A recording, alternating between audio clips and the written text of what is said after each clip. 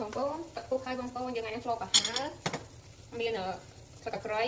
ដីនោះមិនដីខ្ជាយខ្ទឹមហើយនឹងម្ទេសដាក់គេចូលទៅបងប្អូនអត់មាន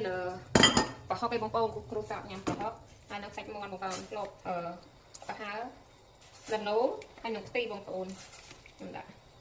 សាច់មាន់ទៅបងប្អូនទ្រុងមាន់អានេះមាន់មួយបងប្អូនតែទុកឡាបងដាក់គ្រឿងឲ្យហើយក៏បានដែរបងប្អូននេះទឹកពុះខ្លាំងហើយគាត់ខ្ទិះនឹងដំណូងដាក់តាមព្រឹង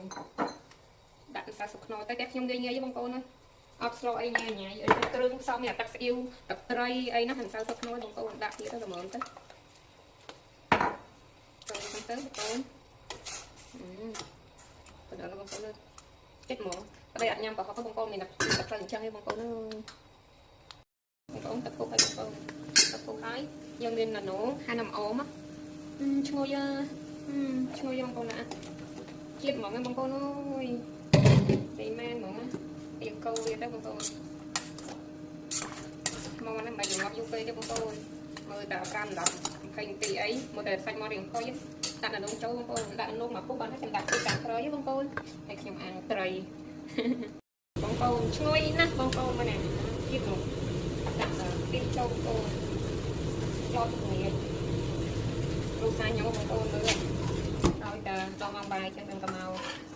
មកចំពុះពុះដាក់ចិត្តទៅចានតាមចិត្តលៀងចាដាក់សិនហ្នឹងអូជុំអូនទីដាក់អស់ហ្មងទៅគាត់ដែរ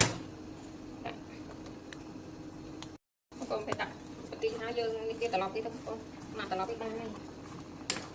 ចំណុចបងប្អូនអត់ដាក់ទឹកច្រើនទេបងប្អូនព្រោះដោយសារតែញ៉ាំបន្លែច្រើនអត់ទៅញ៉ាំទឹកចឹងបងប្អូនដាក់ទៅមកត្រឡប់បានទេបងប្អូនហើយទីហ្នឹងពណ៌ស្រាយបងប្អូនអត់យល់ពណ៌ស្អាតទៀតណានេះឈ្ងុយទៅបងប្អូនឈ្ងុយម្អមទឹកក្រៃយកឲ្យម្អមហ្នឹងវាជាប់គ្នាយកទៅចិត្តមកទៅរួចរាល់បងប្អូនចាំទឹកត្រីហើយឆ្ងាញ់ណាស់បងប្អូន